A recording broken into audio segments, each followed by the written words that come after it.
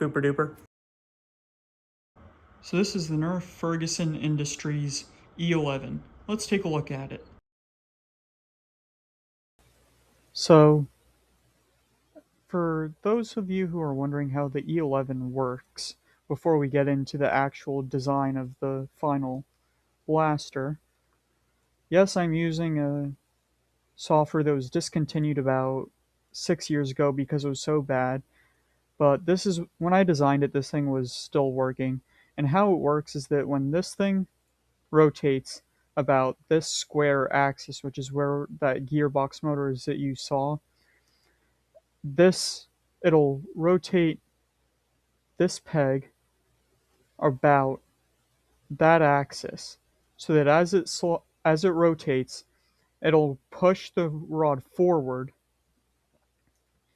because there's no horizontal movement, but because it has a vertical slot, it doesn't push it up or down. It allows it to travel freely through on the up and down, but it maintains the horizontal reciprocating motion. And that's how I was able to get the thing to work. And this is a bit of an older design for it, but it shows the point because I I kind of combined a few different designs that I had, but that's the 3D file for it. So from the thing that you saw, here is where the rotation mechanism is. It spins about this point, and I'll remove the magazine just so you can get a feel for what it looks like when it's moving. So, flywheels rev on the bottom trigger, and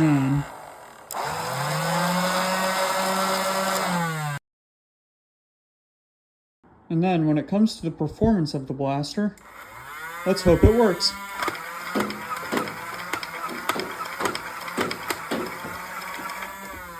That's how the 11 works. Now let's get into a demonstration of the Mega XL launcher on the front. So here's how the front Mega XL launcher works, is as you can see it's a stringer. So how I prime it back is I hold it between my legs because tactics. You pull that back. Sometimes you have to hold the trigger up when you so now it's set like that. And then when you're ready to fire it, and that's how it works.